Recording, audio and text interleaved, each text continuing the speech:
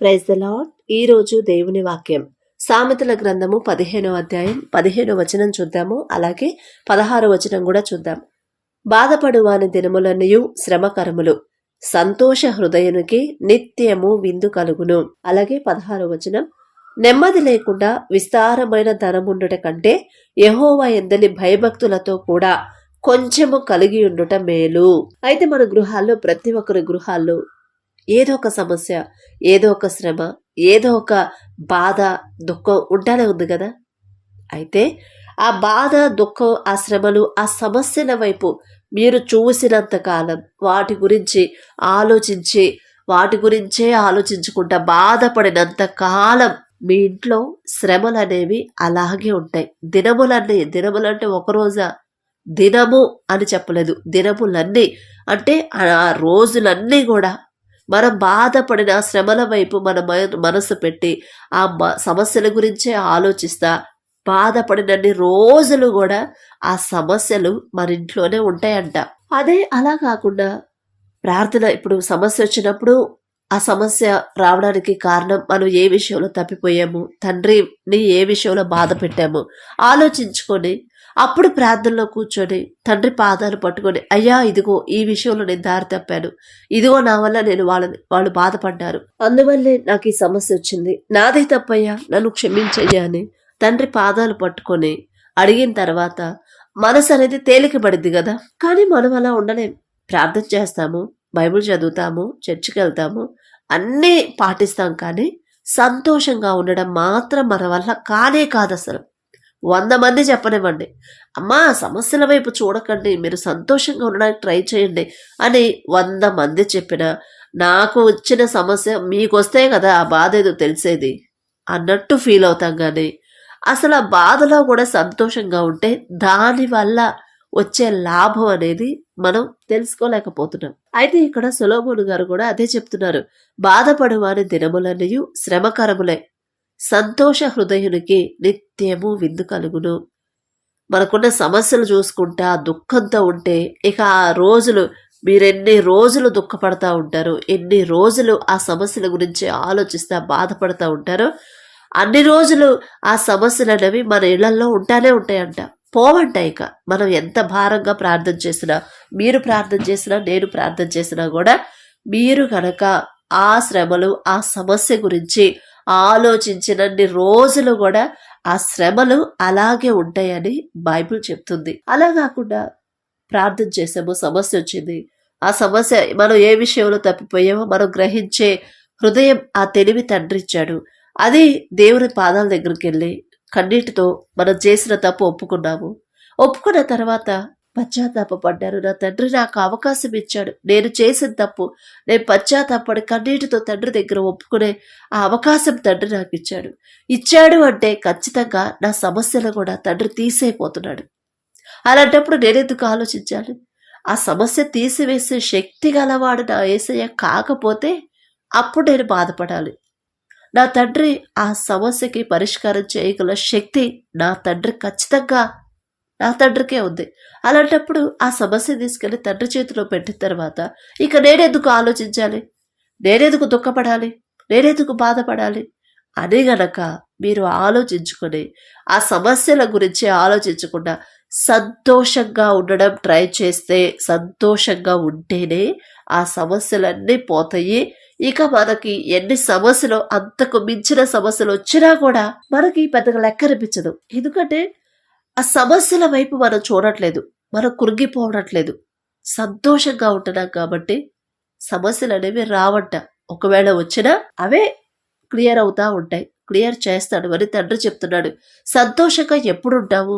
ప్రార్థన చేసిన తర్వాత, ఆ సమస్య దేవుని దగ్గర పెట్టిన తర్వాత ఇక ఆ సమస్య గురించి మర్చిపోయి ఖచ్చితంగా నా తండ్రి చేస్తాడు అని దేవుని మీద పూర్తి విశ్వాసం, నమ్మకం ఎప్పుడైతే మనం ఉంచగలుగుతామో, విశ్వాసంతో దేవుని వైపు చూస్తామో, అప్పుడు మనకి నిజమైన సంతోషం కలుగుతుంది. అందుకే మా ఇంట్లో కూడా ఎప్పుడు ఎన్ని సమస్యలు వచ్చినా, ఎంతమంది ఎన్ని మాటలన్నా, ఎంత తక్కువ చేసి మమ్మల్ని మాట్లాడినా కూడా ఇక వాళ్ళు ఎందుకు అసలు ఆ మాట అన్నారు, ఎందుకు అసలు వాళ్ళు మమ్మల్ని అలా తక్కువ చేసి మాట్లాడుతున్నారు, ఎందుకు ఇలా అన్నారు, ఎందుకు అలా ఉన్నారు, ఇక మా బతుకులు ఎప్పుడు ఇంతేనా అని ఎప్పుడు ఆలోచించుకోవండి మేము. అంత డీప్గా వెళ్ళాం. అంత డీప్గా వెళ్ళి అసలు ప్రతి ఒక్కళ్ళు మమ్మల్ని అంటున్నారు, ఈ ఈ రోజులు ఎప్పుడు మారుతాయో ఏమో అని ఎప్పుడు ఇక అంత డీప్గా వెళ్ళి దాని గురించి గంటల గంటలు ఆలోచిస్తా అట్లా ఉండలేదు ఎప్పుడు. నాకు తెలిసి మా మ్యారేజ్ అయ్యేదాకా కూడా, అంటే మ్యారేజ్ అయిన తర్వాత ఈ భర్త దగ్గరకు వచ్చేస్తాం కదా, అంతకు ముందు దాకా కూడా ఎప్పుడు సంతోషంగానే ఉంటాం. తిన్నా తినకపోయినా, ఇల్లున్నా లేకపోయినా, కనీసం బట్టలు మంచి సరైన బట్టలు లేకపోయినా కూడా సంతోషంగానే ఉండేవాళ్ళం. అది తెలీదు. అంత సంతోషం ఇక మా మా చుట్టుపక్కల పెద్ద పెద్ద ఇళ్ళు కట్టినా కూడా వాళ్ళకు కూడా ఉండేది కాదు. ఆ తృప్తి తండ్రి దేవుని కృప ఆ తృప్తి అనేది ఇచ్చాడు. ఉన్నంతలోనే తృప్తిగా బ్రతకడం లేదు. లేని దాని గురించి ఆలోచిస్తే బాధపడతా ఎందుకు, సంతోషంగా ఉండడం అలవాటు చేసుకున్నాము. ఆ సంతోషాన్ని చూసి తండ్రి అప్పుడు మాకు కావలసినవన్నీ తండ్రి ఏర్పాటు చేశాడు. మమ్మల్ని ఎవరైతే అవమానంగా మాట్లాడారో వాళ్ళ ముందే మమ్మల్ని హెచ్చించాడు. వాళ్ళు మాత్రం అదే పరిస్థితిలో ఉన్నారు. మమ్మల్ని మాత్రం తండ్రి కృపను బట్టి హెచ్చించాడు, మంచి స్థితిలో ఉంచాడు. ఏదైనా సరే మన చేతిలోనే ఉండింది. మనం హెచ్చింపబడాలన్నా లేదా అదే స్థితిలో ఉండాలన్నా కూడా మన చేతుల్లోనే ఉండింది. ఇప్పుడు మనం ఆ సమస్యల వైపు చూసి బాధపడినంత కాలం మనం అపవాది చేతిలో ఉన్నట్టు, దేవుని మీద నమ్మకం కోల్పోయినట్టు, దేవుని మీద విశ్వాసం లేనట్టే. ఉంది అని మనం ఊరికే ఏదో పై మాటకి చెప్తాం కానీ నిజంగా దేవుని మీద నమ్మకం విశ్వాసం లేకపోతేనే అదే సమస్య గురించి ఆలోచిస్తా బాధపడతా ఉంటాము. అలా బాధపడినన్ని రోజులన్నీ కూడా మన ఇంట్లో ఆ శ్రమలు ఆ బాధలు ఉంటానే ఉంటాయని నేను చెప్పట్లేదు, బైబిల్ ద్వారా తండ్రి మాట్లాడుతున్నాడు. మీరెప్పుడైతే నా మీద పూర్తి విశ్వాసం ఉంచి ఆ సమస్య నాకు అప్పగించారు, మీరు చేసిన తప్పు మీరు ఒప్పుకోండి. ఒప్పుకున్న తర్వాత కూడా మీరు అదే సమస్య గురించి ఆలోచిస్తా ఎప్పుడు బాధపడతా ఉన్నారంటే మీరు ఎన్ని రోజులైతే ఆ సమస్యల గురించి ఆలోచిస్తారో అన్ని రోజులు, అన్ని నెలలు, అన్ని సంవత్సరాలు కూడా ఆ బాధలు మీ ఇళ్లలో ఉంటానే ఉంటాయి. అదే మీరు ప్రార్థన చేసి నాకు అప్పగించి మీరు సంతోషంగా ఉండడానికి ట్రై చేస్తే, సంతోషంగా ఉన్నారంటే ఖచ్చితంగా ఆ సమస్యలు తీసేస్తాను, ఆ బాధలు తీసేస్తాను, ఆ శ్రమలు అన్నీ తీసేస్తాను అని తండ్రి చెప్తున్నాడు. కాబట్టి ఆలోచించుకోండి, మీరు సంతోషంగా ఉండాలా లేకపోతే ఎప్పుడు శ్రమల్లోనే ఉండాలా? బాధ అనేది అస్సలు తండ్రి మనం హ్యాపీగా ఉండాలని మనకు రావాల్సిన శిక్ష తండ్రి భరించాడు. మనం సంతోషంగా ఉండాలి, మనం హ్యాపీగా ఉండాలని మనకు రావాల్సిన ఆ అవమానాలన్నీ తండ్రి భరించాడు. మనం సంతోషంగా ఉండడానికి తండ్రి ఆ కష్టాన్ని, మనమైతే అసలు అంత భయంకరమైన శిక్ష ఒకవేళ ఇప్పుడు మనకెవరైనా వేస్తే ఎంత భరించగలవా? చేతిలో మేకులు కొట్టించుకోవడం కానీ, ముళ్ళ కిరీటం కానీ, కాళ్ళల్లో మేకులు కొట్టడం కానీ, బల్లెముతో పొడవడం కానీ, అలాంటి శిక్ష ఇప్పుడు మనకేస్తే మనం ఏ పరిస్థితుల్లో మనం అసలు ఎలా ఉంటాం, మన పరిస్థితి ఎలా ఉండింది, మన మైండ్ సెట్ ఎలా ఉండింది, అసలు ఒప్పుకుంటావా? వాళ్ళెవరో కోసం నాకెందుకు శిక్షేస్తారండి అని అడుగుతావా అడగమా? కానీ తండ్రి ఒక్క మాటైనా మాట్లాడా? ఖచ్చితంగా తండ్రి కనుక అడిగితే, ఖచ్చితంగా గట్టిగా తండ్రి అడిగితే అది ఆపేసే శక్తి సర్వ సృష్టికర్త అయిన తండ్రికి ఉంది. అయినా సరే అయ్యా నా ఇష్టం కాదు, ఈ బాధ ఈ పాత్ర నా వద్ద నుంచి తీసేయి అని తండ్రి అడుగుతాడు. అయినను నా ఇష్టము కాదు మీ చిత్తమే జరగాలని మళ్ళీ తండ్రికి అప్పగిస్తాడు. మనం సంతోషంగా ఉండడానికి మనకు రావాల్సిన శిక్ష ప్రతిదీ కూడా తండ్రి భరించాడు. మరి అప్పుడు కూడా అంత భయంకరమైన శిక్ష తండ్రి భరించి మనం హ్యాపీగా ఉండాలని తండ్రి ఉద్దేశం అయితే, ఎప్పుడు మనం దుఃఖం ఆ బాధ ఆలోచనలోనే ఉంటే తండ్రి అసలు హ్యాపీగా ఉంటాడా? ఎంత బాధపడిపోతాడు. అరే వీళ్ళ కోసమే కదా నేనంతా, నా ప్రాణం వాళ్ళ కోసమే కదా పెట్టింది, నా రక్తాన్ని కార్చింది, ప్రతి రక్తపు బొట్టు కూడా చివరి బొట్టు వరకు కార్చింది నా బిడ్డలు సంతోషంగా ఉండాలని కదా. మరి వీళ్ళైతే ఎప్పుడు ఇలా, ఎప్పుడు ఏడుపోకాలు వేసుకొని ఎప్పుడు బాధపడతా ఉంటారు. అని తండ్రికి ఎలా ఉండిద్దండి? ఒకసారి ఆలోచించండి. మనం ఎక్కువ మనుషుల గురించి, వాళ్ళన్న మాటల గురించి, వాళ్ళేసిన అవమానాలు, వాళ్ళేసిన నిందల గురించి అదే ఆలోచించి మనం బాధపడతాం కానీ, అసలు మన కోసం ప్రాణత్యాగం చేసి, మనకు రావాల్సిన శిక్ష తండ్రి భరించి, మనం ఎక్కడ మన హృదయం నొచ్చుకునిద్దోనని అవమానకరమైన మాటలు, హేళనకరమైన మాటలు అంటున్నా కూడా తండ్రి భరించాడంటే, నా కోసం అంత త్యాగం ఎవరు చేస్తారు? నా కోసం అంత బాధ ఎవరు పడతారు? అని తండ్రి గురించి ఆలోచించమండి మనం అంతగానో. మన ఇంట్లో సమస్యల గురించి ఆలోచిస్తాం కానీ, మనుషులన్న మాటల గురించి ఆలోచిస్తాం కానీ, ఒక్క మాట అంటేనే మనం తట్టుకోలేమే. అసలు తండ్రి ఎన్ని తట్టుకున్నాడు? అందుకే మీకు చెప్పేది, దేవుడి గురించి ఎక్కువ ఆలోచించండి. అప్పుడు తండ్రి మనం హ్యాపీగా, శ్రమల్లో కూడా మనం సంతోషంగా ఎలా ఉండాలో తండ్రి పడ్డ బాధలు గుర్తు చేసుకుంటే మనకు సంతోషం, ఒక హోప్ అనేది మనకు కలిగిద్ది. నేను ఒక్క తప్పు కాదు, నేను ఎంత భయంకరమైన తప్పు చేశాను, అందుకే నాకు ఈ సమస్య. నేను చేసిన తప్పుకొచ్చిన సమస్య నేను భరించలేకపోతున్నానే. ఏ తప్పు చేయని నా తండ్రి ఎవరిని ఒక్క మాట తోలనాడకుండా ఉన్నా నా తండ్రికి అంత శిక్ష వచ్చింది. ఎవరిని ద్వేషించలేదు నా తండ్రి, అందరినీ ప్రేమించాడు. చేతనైన సహాయం చేశాడే గాని ఎవరు అడిగిన వాళ్ళకి సహాయం చేయకుండా ఎప్పుడూ లేడు కదా. అయినా సరే తండ్రిని అవమానకరంగా మాట్లాడినా అన్ని సంతోషంగా భరించాడు. మరి నేనెందుకు, నేను చేసిన తప్పు వల్ల నాకు వచ్చిన సమస్యలకి ఈ మాత్రం దానికి నేను ఎందుకు ఎంత విలవెల్లాడిపోతున్నాను అని ఆలోచించడం అలవాటు చేసుకోండి. మీరు ఎప్పుడైతే దేవుడి తండ్రి చేసిన త్యాగం మీరు గుర్తు చేసుకుంటారో అప్పుడే మనకి సంతోషం వచ్చింది. ఈ శ్రమలు, ఈ సమస్యలు నాకేం పెద్ద అంత బాధ కలిగించే కాదు. ఎందుకంటే అంతకన్నా ఎక్కువ సమస్యలు, అంతకన్నా ఎక్కువ శ్రమలు పొందాడు నా తండ్రి నా కోసం అని తండ్రి చేసిన త్యాగం గుర్తు చేసుకుంటేనే మనకి ఇక సమస్యలు అనేవి మనకి సమస్యలుగా కనపడవు. అలా కాకుండా మీరు ప్రార్థన చేస్తున్నా, బైబిల్ చదువుతున్నా, చర్చికి వెళ్ళొస్తున్నా, ఉపవాసం ఉంటున్నా కూడా ఇంకా మీరు దుఃఖంలోనే ఉన్నారంటే, ఆ బాధలోనే ఉన్నారంటే, మీరు బాధపడినన్ని రోజులు కూడా ఆ సమస్యలు అనేవి మీ ఇంట్లో నుంచి వెళ్ళవు అని నేను చెప్పట్లేదు, బైబిల్ చెప్తుంది. అందుకే సంతోషంగా ఉండడానికి ట్రై చేయండి. సంతోషంగా ఉండాలి. ఎన్ని శ్రమలు, సమస్యలు వచ్చినా సంతోషంగా ఉండాలి. ఎందుకంటే ఆ సమస్యలకి పరిష్కారం చూపగల శక్తిగల తండ్రి మనకున్నాడు.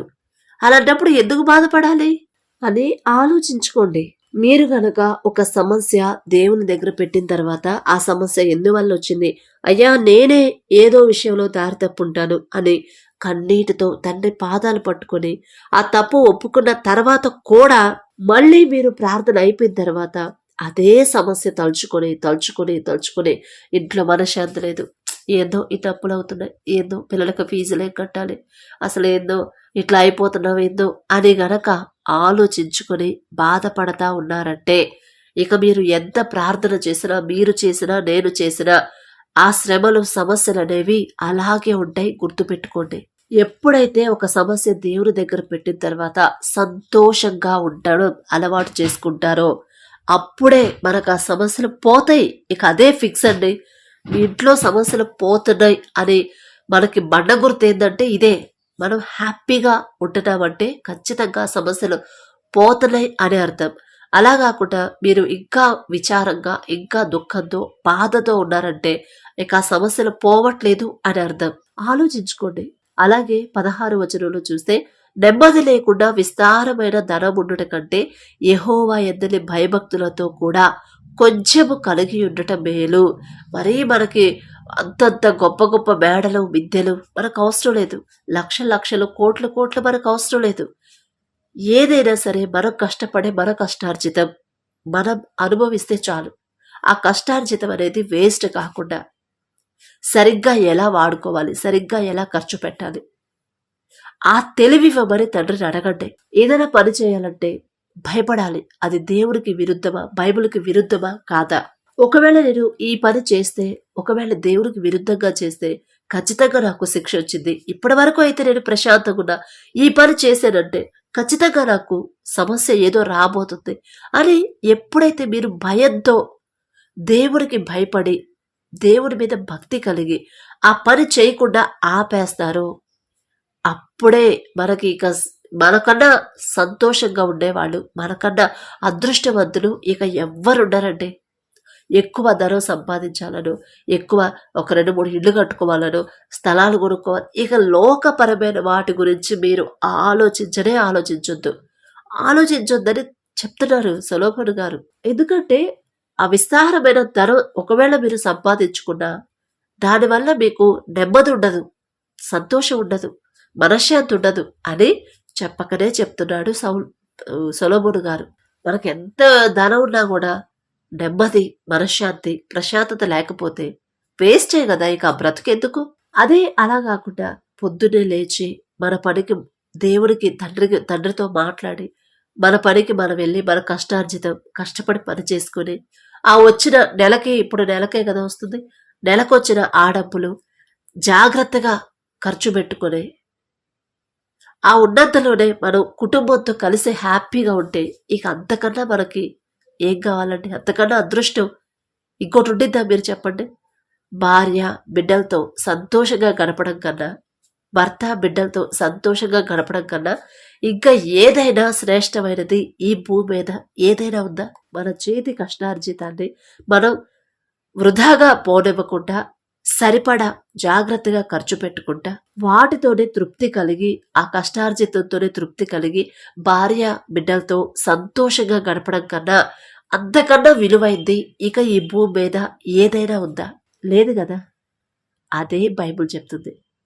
దేవుని ఎడల భయభక్తులు కలగాలి. ఏదైనా పని చేసేటప్పుడు అది దేవుడికి విరుద్ధమా బైబిల్కి విరుద్ధమా అని భయం అనేది ఒకటి మనం ఖచ్చితంగా కలిగి ఉండాలి. యెహోవా యందు భయభక్తులతో దేవుని ఎడల భయము భక్తి కలిగి నడుచుకోవాలంటే ఊరికే మాట చెప్పడం కాదు, చేసే పనిలో ఆ భయం అనేది ఉండాలి. ఇప్పుడు పోకిరి మాటలు మాట్లాడకూడదు, పోకిరి చేష్టలు చేయకూడదు. ఒకవేళ చేయాల్సి వస్తే అబ్బో ఇది దేవుడికి విరుద్ధమైంది కదా, వాళ్ళు చెప్తున్నారు కానీ నేను బైబిల్ చదివేవాడిని, నేను బైబిల్ ప్రార్థనకి వెళ్ళేవాడిని, తప్పు కదా అలా మాట్లాడకూడదు కదా అని ఎప్పుడైతే ఆ పని చేయకుండా ఆగిపోతామో అప్పుడు దేవుని ఎడల మనం భయం కలిగినట్టు. అదే ఆలోచించుకొని ఏ పనైనా చేయాలి. మన చేతి కష్టార్జితం మనం అనుభవిస్తే చాలు. అంతకన్నా మనకి ఇక అవసరం లేదండి. ఇక అంతకన్నా సంతోషం ఎక్కడా ఉండదు. తండ్రి ఇచ్చిన జీవితానికి మనం సంతోషంగా ఉండాలంటే ఆ సంతోషం అనేది మనం తృప్తి పడే దానిలోనే ఉండింది. మన చేతి కష్టార్జితం వేస్ట్ అవ్వకుండా, వృధాగా పోకుండా, అప్పులకి వడ్డీలకి కట్టకుండా మనం అనుభవిస్తే ఆ వచ్చే సంతోషం చాలా గొప్పగా ఉంటుంది. కానీ మనం అలా ఉండలేము. ఎందుకంటే మనుషులం కదా. ఖచ్చితంగా ఏదో ఒక చోట తప్పుటడుగేస్తాము. దానివల్ల సమస్యలు వస్తాయి. దానివల్ల ఇక ఆ సమస్య మీదే మన దృష్టి ఉండింది. అలా ఆ సమస్య గురించి ఆలోచించినన్ని రోజులు మనకి శ్రమలే వస్తాయని బైబిలే చెప్తుంది. కాబట్టి ఆలోచించుకోండి. ఈ నూతన దినంలో, నూతన నెలలో తండ్రి మనతో చెప్తున్నాడు. మీరు గనక ఎప్పుడు ఏడుస్తా ఆ సమస్య గురించి ఆలోచిస్తా ఉన్నారా, ఇక మీకొచ్చే మీరు బ్రతికినన్ని రోజులు ఇక మీకు దుఃఖాలే గాని సంతోషం అనేది ఉండదు అని తండ్రి చెప్తున్నాడు. అదే మీరు బాధపడకుండా ఆ సమస్య నాకు అప్పగించి మీరు చేసిన తప్పు మనస్ఫూర్తిగా నా దగ్గర ఒప్పుకొని సంతోషంగా ఉంటారా? రోజు మీకు ఫంక్షన్ ఇంట్లో హ్యాపీ అనేది ఎలా ఉండితో నేను ఇస్తాను, ఆ సంతోషాన్ని నేను ఇస్తాను. కానీ ఒకటే మీరు చేయాలి. ఎన్ని సమస్యలు వచ్చినా ఏదో విషయంలో జారిపోతున్నాను అది పరిశీలన చేసుకోండి. ఆ తప్పు సరి చేసుకోండి. మళ్ళీ ఆ తప్పు జోలికి వెళ్ళొద్దు. సంతోషంగా ఉండండి. నా తండ్రి దగ్గర నా తప్పు ఒప్పుకున్నానంటే ఖచ్చితంగా నా తండ్రి నాకు ఆ జవాబు, ఆ సమస్యకి పరిష్కారం ఇవ్వబోతున్నాడు, ఆ సమస్య తీసేయబోతున్నాడు అని హ్యాపీగా ఎప్పుడైతే ఉంటారో అప్పుడే మీకు సమస్యలు ఉండవు, శ్రమలు ఉండవు, ఏవి ఉండవు. అనారోగ్యం కూడా పోయింది, తీసేస్తాను నేను అని తండ్రి చెప్తున్నాడు. కాబట్టి ఒకసారి మీరు ఆలోచించుకోండి. హ్యాపీగా ఉంటారా, దుఃఖంతో ఉంటారా? కాబట్టి సంతోషంగా ఉండడానికి తండ్రి సహాయాన్ని అడుగుదాం. దయచేసి అందరూ కళ్ళు మూసుకోండి. కృపగల దేవా మీకే స్తోత్రం, రాజాది రాజా మీకే స్తోత్రం, దేవాది దేవా మీకే స్తోత్రం తండ్రి. మరి వాక్యం ద్వారా ప్రభా మీరు మాతో మాట్లాడిన దేవా మీకే స్తోత్రం. శ్రమలు సమస్యలు వచ్చినప్పుడు నా తండ్రి సంతోషంగా ఉంటేనే ఆ శ్రమలు పోతాయని మీరు చెప్తున్నారు. కానీ ప్రభా మేము అలా ఉండలేకపోతున్నాం నా తండ్రి. ఒక్కసారి ప్రభా మీరు మా హృదయంలోకి రండి. శ్రమలు వచ్చినా కూడా మేము సంతోషంగా ఎలా ఉండాలో మాకు నేర్పించండి ప్రభా. అన్ని శ్రమలు, అన్ని అవమానాలు చేస్తున్నా కూడా, అవమానకరంగా మాట్లాడుతున్నా, హింసిస్తున్నా, అపహాస్యం చేస్తున్నా కూడా నా తండ్రి మీరు ఎంత సహించారు, ఎంత ఓర్చుకున్నారు నా ప్రభా. కానీ మేము చేసిన తప్పు వల్ల వచ్చిన సమస్య కూడా నా తండ్రి వాటి గురించే, సమస్య గురించే మేము ఆలోచిస్తున్నాం. ఆ సమస్య మీ చేతుల్లో పెట్టిన తర్వాత కూడా దాని గురించే ఆలోచిస్తా మేము దుఃఖపడుతున్నాం కానీ, బాధపడుతున్నాం కానీ, సంతోషంగా ఉండలేకపోతున్నాం ప్రభా. ఒక్కసారి మమ్మల్ని, మా మనసు మీ వైపు త్రిప్పండి. మీ ఎడల భయము, భక్తి కలిగించండి నా ప్రభా. మా చేతి కష్టార్జితాన్ని మేము అనుభవించేలా ఆశీర్వదించమని అడుగుచున్నాం తండ్రి. ఎన్ని సమస్యలు వచ్చినా నా తండ్రి సంతోషంగా ఎలా ఉండాలో మీరే మాకు అలవాటు చేయమని అడిగే అర్హత, పొందుకునే అర్హత లేని వాళ్ళం అయినా సరే యేసు నామములో అడుగుచున్నాము తండ్రి. ఆమేన్.